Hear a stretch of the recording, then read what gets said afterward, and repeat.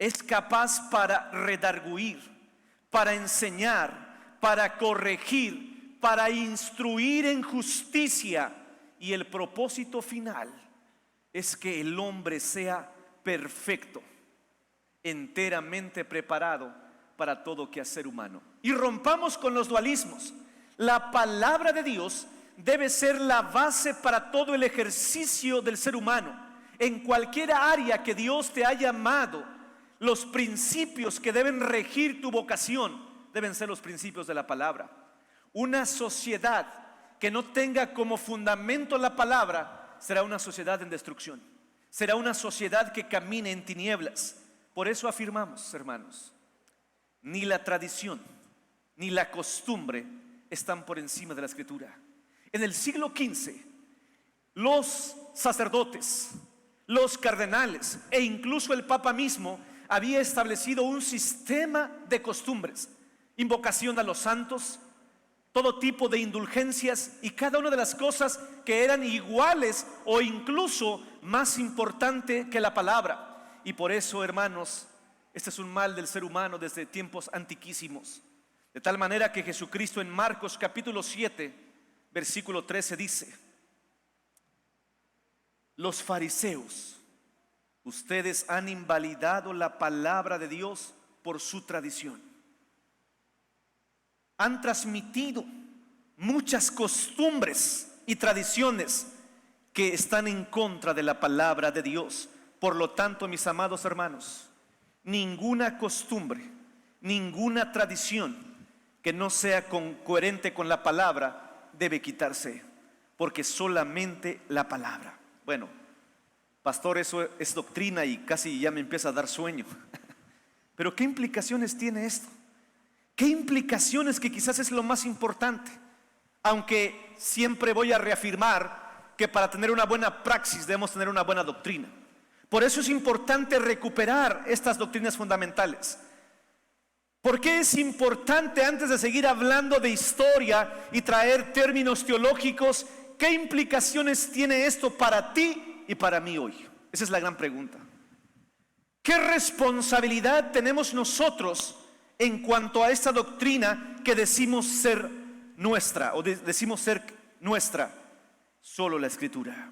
Bueno, el día de hoy, hermanos, y gracias por las redes sociales, y espero que estén conmigo, hacemos un llamado a una sociedad que está en busca de la verdad. Hay un teólogo por ahí llamado Magnin, argentino, que sacó un libro interesante que me gustaría que lo leyeras, especialmente los jóvenes, que se llaman Las 95 Tesis, los manifiestos a la sombra de Lutero para una sociedad contemporánea.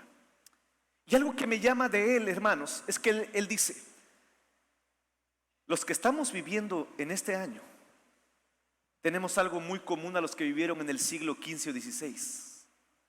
Porque en aquel tiempo, hermanos, se estaba redefiniendo la verdad.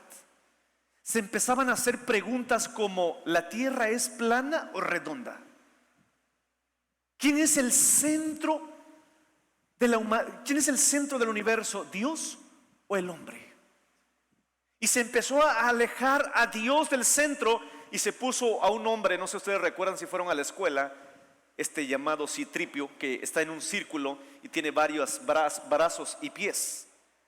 Dijeron: el centro ahora es el ser humano. Se empezó a definir la verdad a partir de la razón. Y hermanos, el tiempo nos ha demostrado que el ser humano no es el centro del mundo. La razón nos llevó al desencanto, porque vino la modernidad y vino la posmodernidad, que es el desencanto. El ser humano no ha podido salvar al ser humano.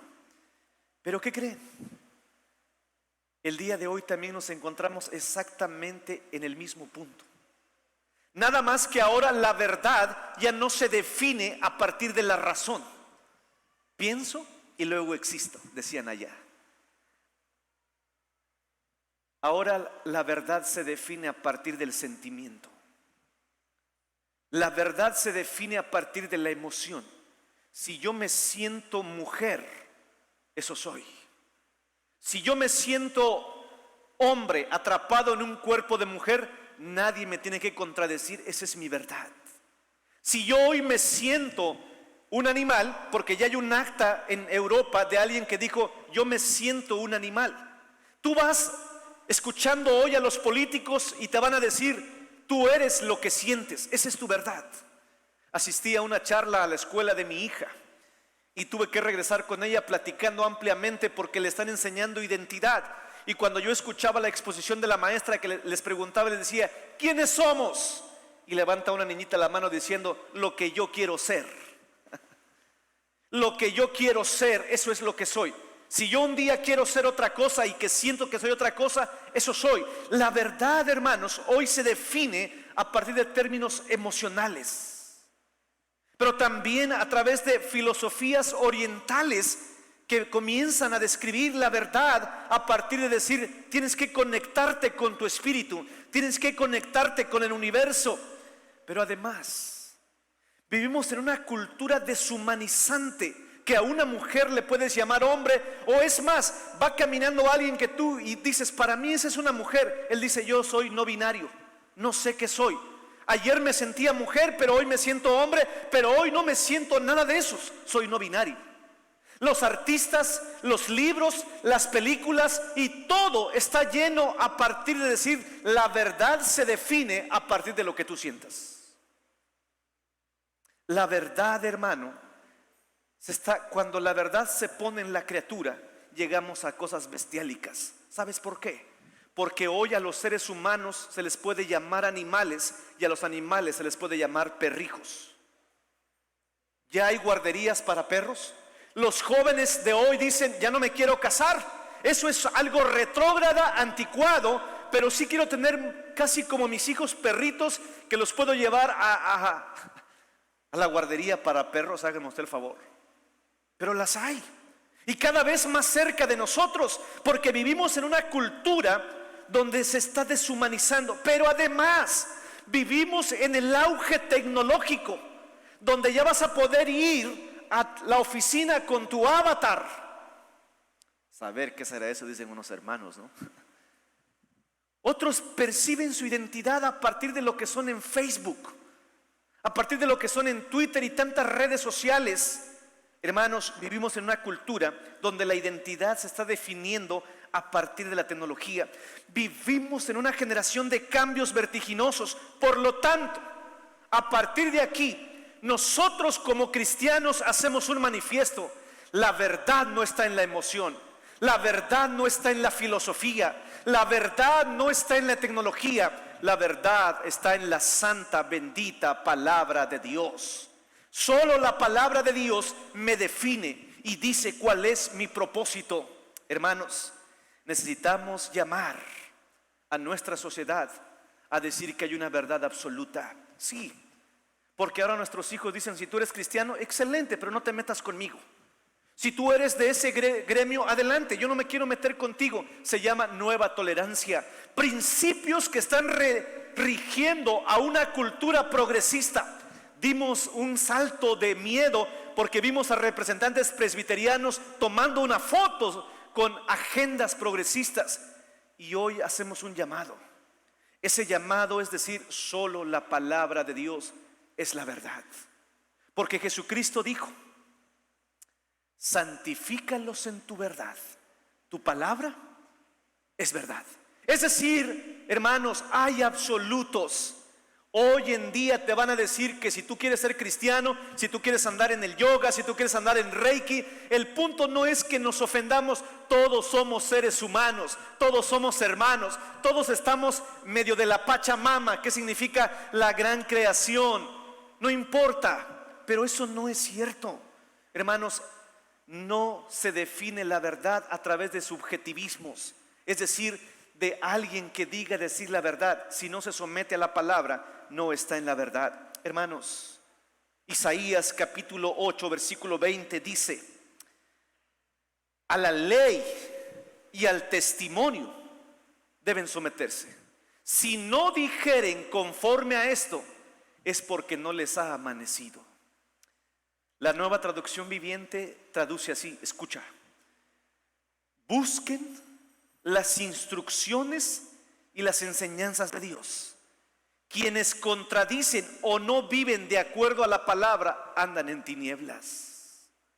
Hermanos, ya lo he dicho en la serie de Apocalipsis, nos encontramos en medio de una generación a oscuras, una generación que mata a las criaturas antes de nacer, una generación que está rompiendo los patrones de Dios, y es una sociedad que está en destrucción.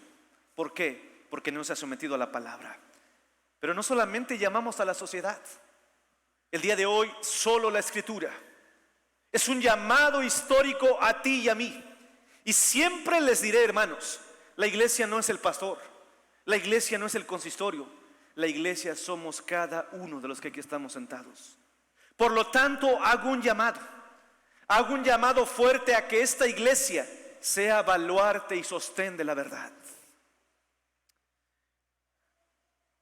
Somos los encargados de sostener la verdad. Y la verdad es la palabra de Dios. Una iglesia que se ha sumido en otras actividades, menos en entender, estudiar y enseñar la palabra, es una iglesia que necesita escuchar este llamado. Es una iglesia que necesita volver a entender que el depositario de la verdad en medio de una generación de mentiras es la iglesia. Hermanos, nosotros no negociamos la palabra. Nosotros no negociamos el tener la palabra como regla de fe y conducta, porque si la iglesia ya no ama la palabra, si la iglesia no sostiene la verdad, entonces no hay esperanza para el mundo. Un mundo necesitado de la verdad, un mundo necesitado de luz, necesita que la iglesia preserve la verdad, sostenga la verdad y proclame la verdad. Hermano, a lo mejor te parezca un poco alarmante lo que está pasando, pero tú eres llamado a proclamar la verdad. Tú eres llamado a defender la verdad. Yo quiero repetir esto. Solo la Escritura es un llamado a la iglesia, a Dios con nosotros, a preservar la verdad, a sostener la verdad y a proclamar la verdad. Agradezco al Señor porque somos iglesia no solamente cuando estamos aquí. Somos iglesia cuando vas al trabajo. Somos iglesia cuando vas a la escuela. Somos iglesia cuando estamos con los vecinos. Somos iglesia cuando estamos en el deporte. Y Dios te lleva ahí para que tú proclames la verdad. Porque estoy convencido, estoy seguro que escuchas charlas e ideologías y comentarios que van en contra de la verdad. Eso sí, debes hacerlo con mansedumbre. El apóstol Pedro en el capítulo 3 versículo 15, quisiera que lo leyéramos este texto mientras tomo un respiro. Primera de Pedro capítulo 3 versículo 15.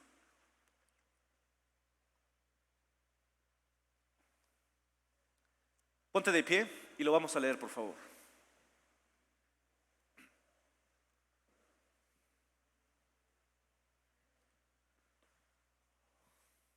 Vamos a leerlo despacio, porque este es el llamado de solo la Escritura para nosotros, ¿ok? ¿Estamos listos? 2, 1, 2, 3.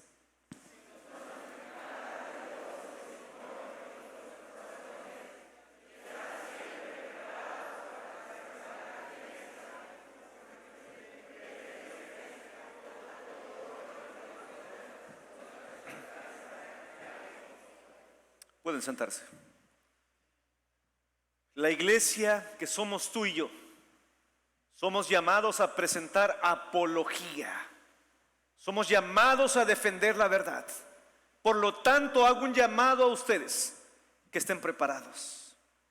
Estad siempre preparados para presentar defensa de nuestra esperanza ante todo aquel que os demande razón de nuestra esperanza. Ya no es tiempo de quedarnos callados. Yo estoy convencido que es una bendición vivir en este tiempo, porque la gente del siglo pasado, de años posteriores, puede decir: pastor, eso antes no se veía. qué íbamos a nosotros pensar en esas cosas? Bueno, qué bueno, no se veía, pero hoy se ve y se siente. Pero para nosotros es una gran oportunidad para definir de qué lado estamos. Me encanta el lenguaje de Juan. O eres luz o eres tinieblas, porque no hay puntos medios. Ya no te quedes callado, habla donde quiera que te encuentres. Déjame recordarte una frase de Calvino: un perro ladra cuando su amo es atacado. Yo sería un cobarde si la verdad de Dios es atacada y permanezco en silencio. Si los cristianos no hablan en público acerca de los asuntos morales y éticos que enfrenta nuestra nación, la pregunta es: ¿quién lo hará? ¿De dónde aprendería la gente acerca del bien? ¿De dónde aprendería la gente a diferenciar entre lo bueno y lo malo y lo que ofende a Dios si la iglesia está con la boca cerrada? Entonces, iglesia, es tiempo que pensemos en ministerios. Es tiempo, jóvenes, que despertemos. Es tiempo que salgamos y como iglesia tengamos proyectos definidos para defender la verdad, y que no seamos un pequeño grupo que se viene a encerrar allá a un cuadro de la cuarta ya pegado a una cerradita, sino que seamos una iglesia que el gobierno sepa que es baluarte y columna de la verdad. ¿Están conmigo? Pero por último, solo la Escritura es un llamado urgente a que tu vida sea una vida sometida a la palabra de Dios. Se levanta un pequeño monje en el medievo contra todo un sistema jerárquico y papal, donde el emperador obedece las órdenes del papa. Se levanta un pequeño monje en su lucha de encontrar la verdad. Se topa con romanos y su vida comienza a ser transformada, porque la Biblia transforma, mis amados. Y cuando a él lo llaman, porque clava 95 tesis en Wittenberg, lo llaman y lo van a juzgar, porque quien esté en contra de la iglesia, le espera la Santa Inquisición, será quemado en la hoguera. Quien contradiga al Papa, quien contradiga al magisterio, está contradiciendo a Dios mismo. No importa que diga la Biblia, pero será quemado. Llaman a este pequeño monje a la dieta de Worms, un edificio, y le preguntan: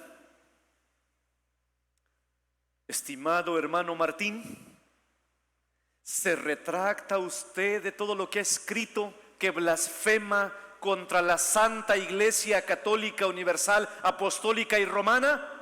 Usted será librado. ¿Qué dice? Y él contesta lo siguiente: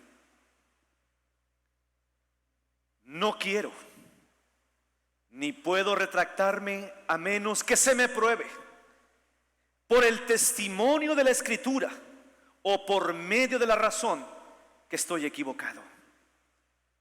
No puedo confiar ni en las decisiones de los concilios ni de los papas, porque está bien claro que no solo ellos se han equivocado, sino que además se han contradicho entre sí. Mi conciencia está sujeta a la palabra de Dios, y no es honrado ni seguro obrar en contra de la propia conciencia. En pocas palabras, no me retracto, que Dios me ayude. En ese momento le declararon culpable e iba a ser asesinado. Solamente el príncipe Federico de Sajonia lo escondió en un castillo, y ahí nace un maravilloso himno: castillo fuerte es nuestro Dios. Pero, ¿por qué lo cito? Porque cuando tú te sometes a la palabra, no habrá nada ni nadie que gane ese lugar en tu conciencia. Tu vida está sometida a la palabra a tal grado que si tienes que morir, por obediencia a ella, entregas tu vida. Hermanos, ¿qué es la conciencia? La conciencia es aquello que Dios ha puesto en tu interior, que define qué está bien y qué está mal. Esa voz que te dice cuando estás mal o cuando estás bien. Sin embargo, esa conciencia debe estar sujeta a la palabra, para que tus decisiones y tu vida sea regida solo por la Escritura. Por lo tanto, hermanos, yo te pregunto, ¿tu vida es dirigida solamente por la palabra de Dios? El sabio Salomón escribe en el proverbio número 3: Hijo mío, no te olvides de mi ley.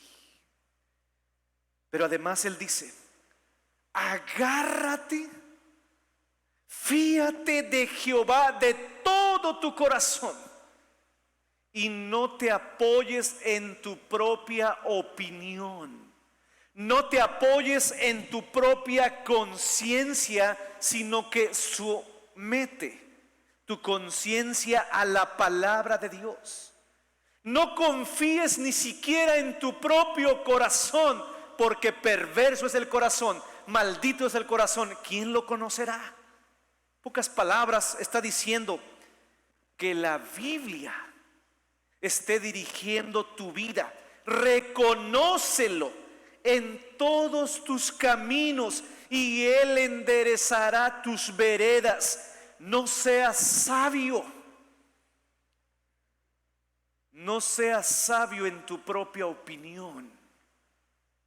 Hermanos, esta mañana hemos de reconocer que nuestra conciencia no está sometida a la palabra de Dios al grado de absorberla y vivir de ella.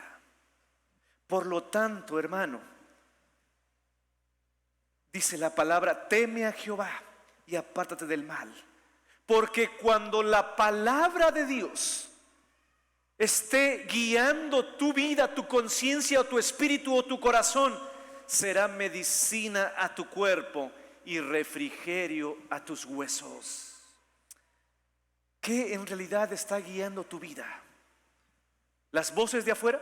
Porque es cierto, a veces vivimos más para agradar a los de afuera, y a veces vivimos una vida tratando de corregir desde el interior, pero para agradar a los demás, a la sociedad, al esposo o a la esposa, a la cultura.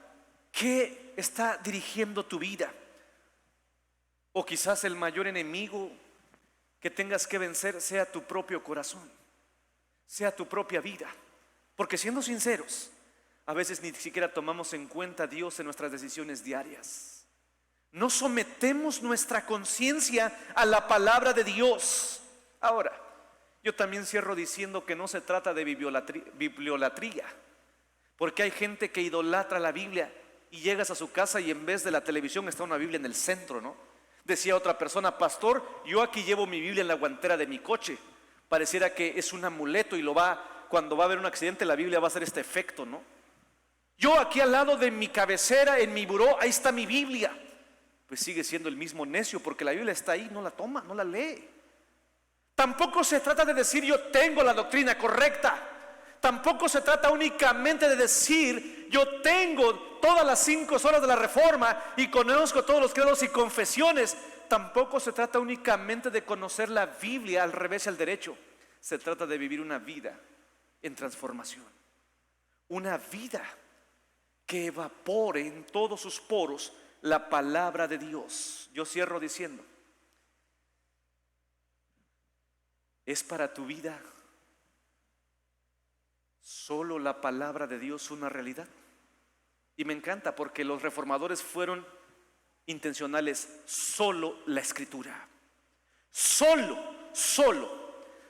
ella es autoridad, solo ella es la verdad, solo la iglesia define a través de la verdad. Pero la pregunta es: ¿la Biblia es solo la Biblia en tu vida? O pregunten a la hermana Amelia y al hermano Josué: ¿cuántos estamos leyendo la Biblia? Somos aquí alrededor ahorita, yo le calculo unas 180 personas. ¿Estamos leyendo la Biblia? ¿Estamos escudriñando la escuela de formación cristiana? Estamos enseñando métodos devocionales, no los veo. Estamos escudriñando las Escrituras de tal manera que es solo la preocupación intensa de nuestra vida. Sí, hay muchas cosas que hacer, hay muchas cosas que hacer, pero si no sometes tu vida y la lectura de la palabra no es una prioridad, me temo que este llamado reformador es para ti. Por lo tanto, amada iglesia, llegará un tiempo en que habrá comezón de escuchar la verdad, pero no habrá escritura. Vendrán tiempos, hermanos, donde quemarán la Biblia, y espero que como Denzel Washington en esta película la tengamos memorizada, que cuando nos despojen de la Biblia, se ve difícil 66 libros, ¿verdad? Pero hermanos, cuando tú escudriñas la Escritura, medita de día y de noche en ella, porque solo entonces harás prosperar tu camino y todo te saldrá. Solo cuando sometamos, hermanos, yo espero que digamos como Martín Lutero: no me retracto, porque mi conciencia está sujeta a la palabra de Dios. Que Dios nos ayude.